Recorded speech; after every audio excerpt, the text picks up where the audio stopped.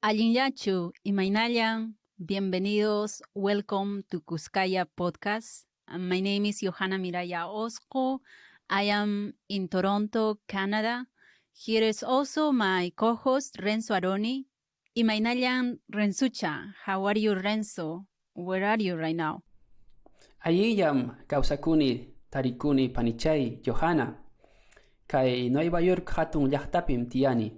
Kimsa Wataña. Hello dear listeners, my name is Renzo Aroni. Ñuqapa sutimi Renzucha. You can call me Renzucha or just Renzo. I am excited to start this new podcast as your co-host, joining from New York City in the United States. Alimi, Turichai. This is a new podcast brought to you by Kuskalla Vyayala, a community organization dedicated to preserving and promoting Andean worldviews and native languages, such as Quechua, the most spoken indigenous language in the Americas, with about 8 to 10 million speakers, some living in the diaspora. Ayimi Johanna, ayintamu yamuchkanki, rimamuchkanki. Yes, we are both Andinos from the Peruvian Andes. We are Andean Quechua speakers living abroad, me in the United States and Johanna in Canada. So, Kuskalla Podcast features academic and non-academic conversations about Quechua as a language, culture, identity, memory transmissions, and knowledge system of Runa Kuna, the Quechua word for people living in the Andean mountains of South America and their descendants who migrated or forced to displace and immigrated to urban centers like small or big cities, or living in diaspora across the Americas and elsewhere. Yeah, that's right. And I think because of this displacement and migration process, we use the Quechua word Kuskalla as the name of our podcast. Yeah, we should explain our listeners what we mean by Kuskalla. Kuskalla literally means to stay together or being together or estar juntos in Spanish. But it's more than that. It implies beyond the meaning. It is about building a community together, a space for building a global community among Quechua and non-Quechua speakers, a network among indigenous and non-indigenous people, and different generations in Andean rural, urban communities and the diaspora as well. China Miki Panichay Johanna. That's right. So through the Kuskalla Podcast, we aim to build a solidarity network between the indigenous brothers and sisters of the North and South to resist the dominant oppressions and promote indigenous consciousness with different ways of knowing and living on the land and territory, cultivating our ancestral values that our Pachamama nurtures. Exactly. And what we mean by Pachamama is Mother Earth in Andean cosmovisions, or Madre Tierra in Spanish. And probably we're going to have another episode talking about Pachamama. But that is what we want to explain in general terms about Pachamama. That's true, Johanna. Yes, definitely. Another thing you should know, dear listener, is that this is a trilingual podcast in Quechua, Spanish, and English. It will depend on the language preference of our guests who want to better express their experiences and perspectives. And I'm going to explain a little bit more, if you agree, Johanna, about the format of our podcast. I think it's very important to explain it. The format of our podcast includes short and extensive conversations, non-fiction stories, panel dialogues, and interviews with scholars, activists, teachers, politicians, musicians, singers, local community authorities, and also everyday indigenous and non-indigenous people. That is right, Renzo. Our episode will highlight particularly how Andean people resist and reclaim their indigenous language, culture, political, and social practices of their ancestral values in relation to the Pachamama. Through various strategies and initiatives in rural and urban spaces, such as oral transmissions, educational pedagogies, music songs, art performances, ritual practices, like dance festivals, and many other innovative efforts. And for instance, using social media and technological opportunities for the revitalization of Quechua culture. Exactly. Now, dear listeners, you may ask, why a trilingual podcast?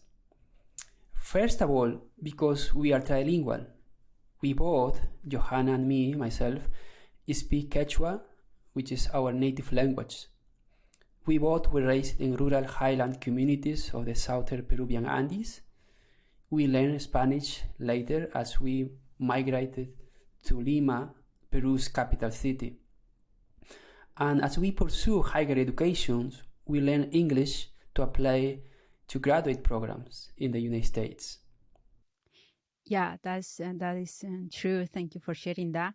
And also something else that I would like to add is, like us, thousands of Andean people speak more than one language. For instance, in the region surrounding Lake Titicaca, between Peru and Bolivia borderland, native people speak Quechua, Aymara, and Spanish. Also, from our experience teaching in the United States and Canada, our students speak more than one language, and many are interested or in already learning indigenous language too.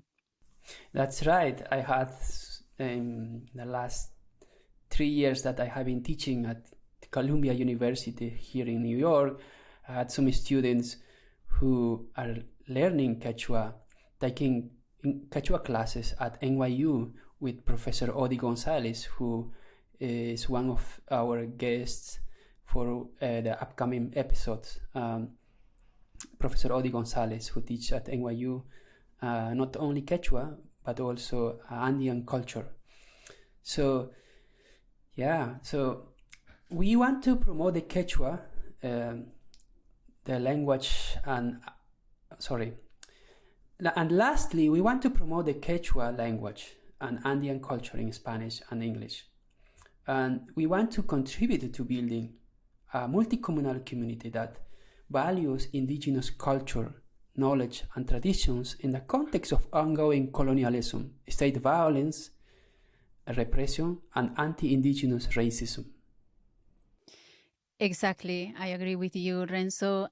It is important to talk about, make visible the indigenous struggles against colonialism that is also happening in different communities across the Americas. Because it is also because of this colonialism or histories are similar as well. We also our personal experience also is similar as well. Mm-hmm. Yeah, I mean, we share these experiences surviving in isolated rural communities, facing oppression, poverty, and struggling also for our rights, struggling against this legacy of this colonialism, which expressed in racism, state violence, linguistic discriminations, etc.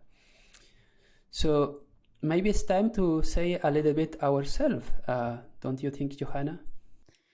Yes, maybe we should share a little bit more about ourselves. Yeah. You wanna go first? Yes, I can go first, Turichai.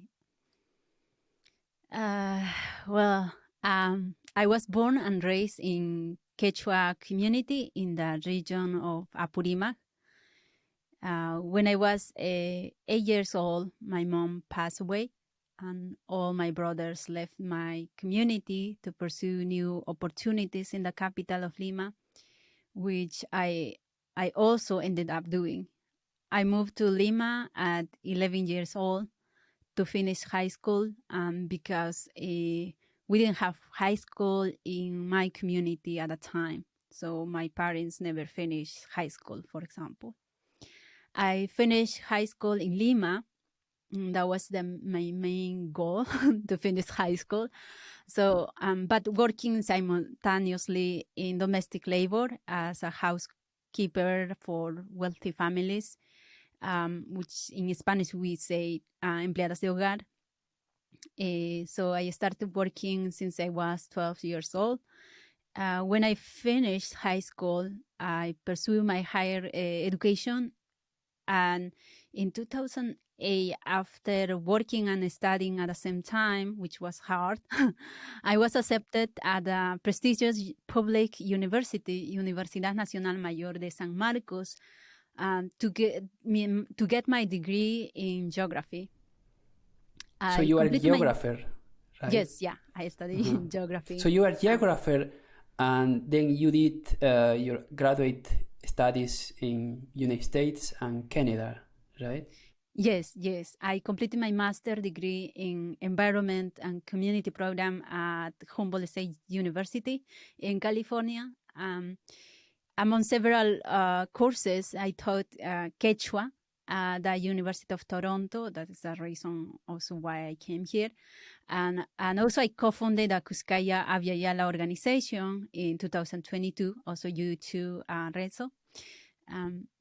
Yes, I am currently a PhD student at the University of Toronto and at the Department of Political Science, and I am interested in Indigenous Andean politics, Indigenous knowledge, environmental extractivism, particularly because my community also is struggling with mining corporations. So my interest is about extractivism, political ecology. Yeah, and you are going soon to conduct your research field work, right? Yes, I will be in a month, hopefully. I will be traveling to different communities, doing my research and working on how these communities organize and resist mining corporations. That's incredible how you overcame many barriers and challenges.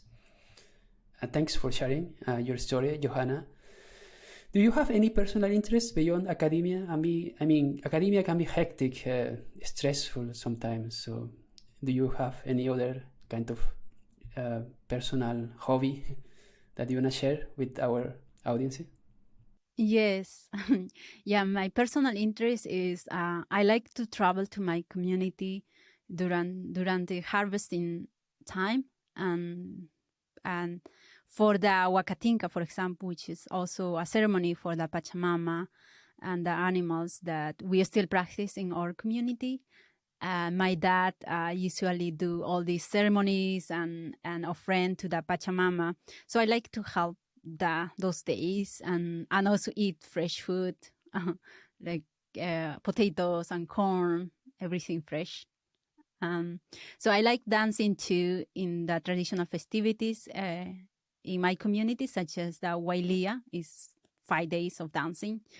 It's so nice. It's kind of sharing as a family, as a member of the community.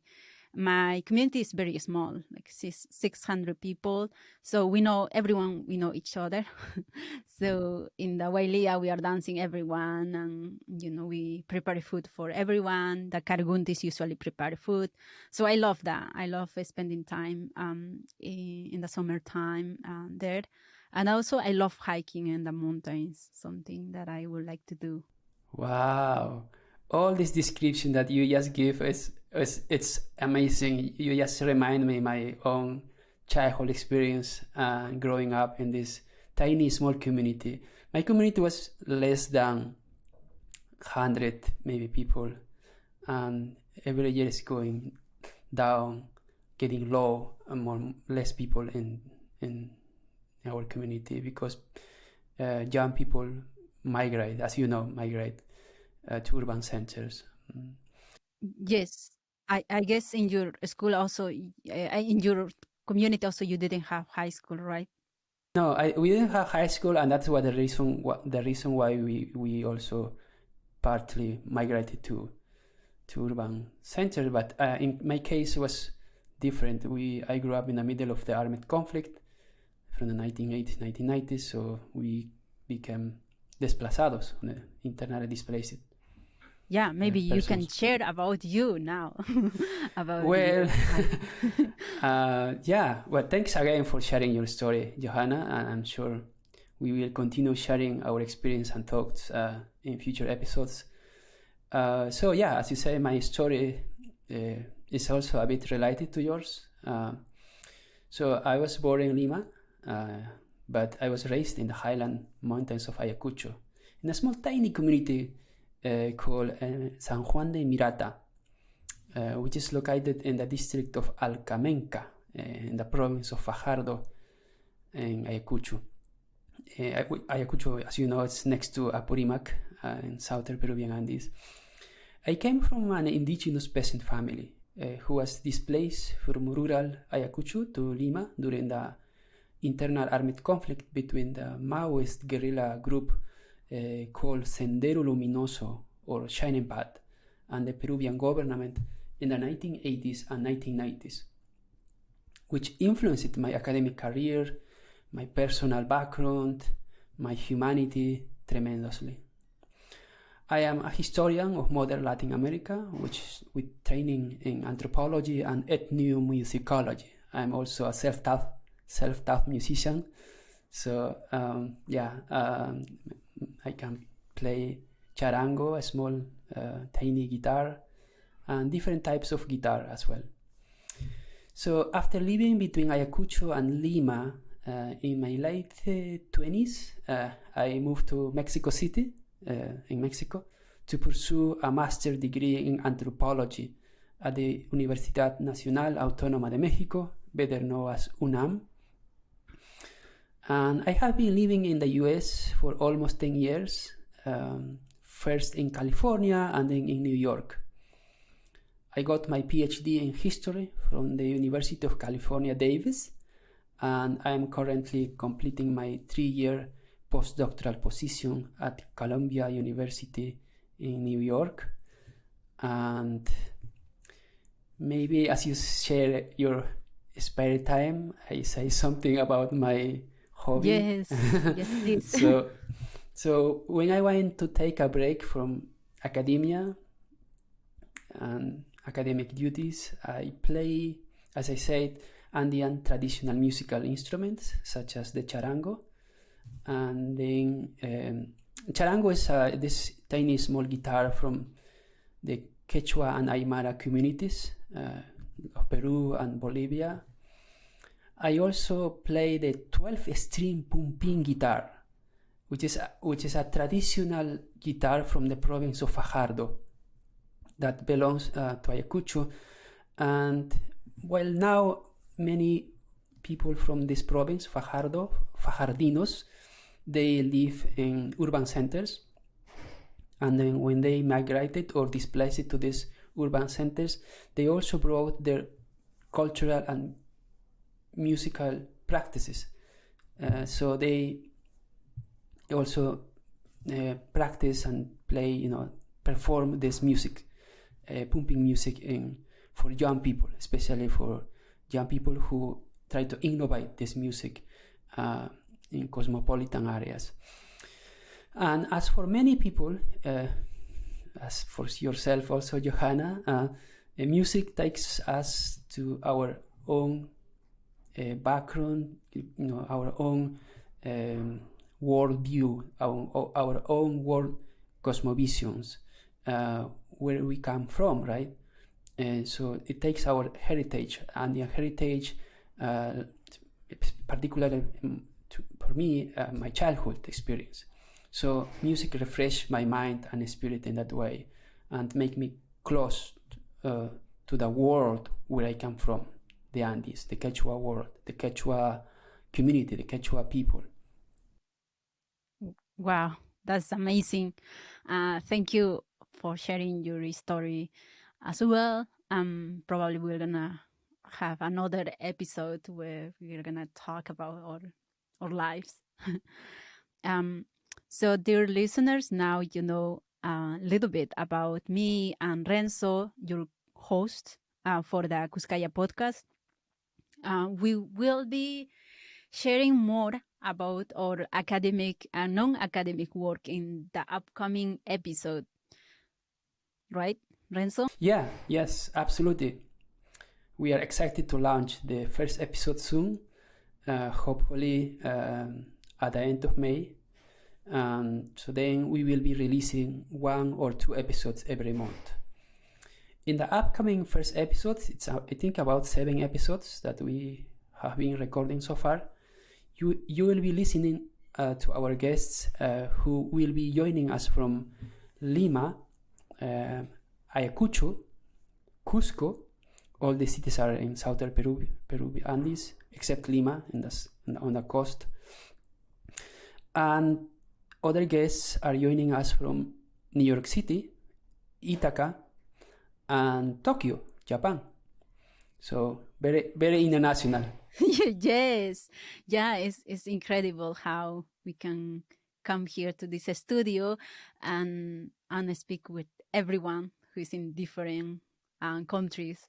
I mean, technology give us that opportunity, right, in this global world. I mean, we are proud that we are having these prominent guests who are working on Quechua, promoting Quechua, researching about Quechua, and teaching Quechua, across the Americas, and even in Japan. This, one of our guests is joining us from this city, Tokyo.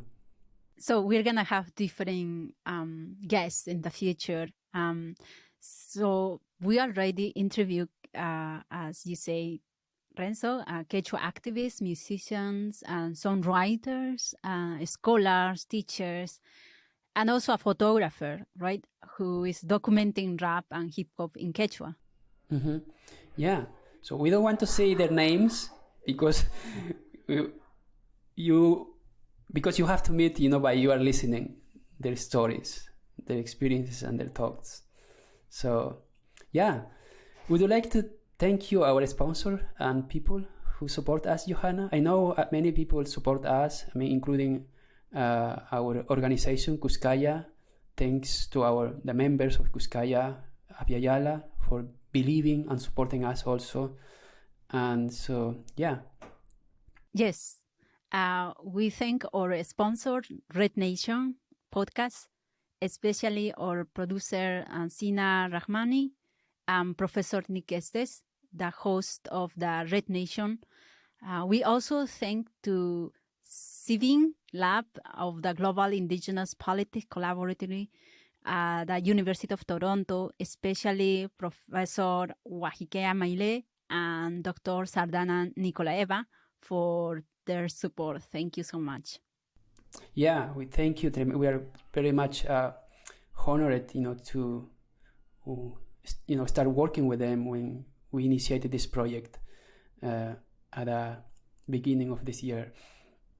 Finally, we also thank you, our lovely friend Pani Chaiku, Margot Ochikwa, the co-founder and co-host of the Ceviche Podcast. The Ceviche Podcast is a great podcast that was born during the pandemic by 3 sisters, including Margot, Yuri, and Sandra.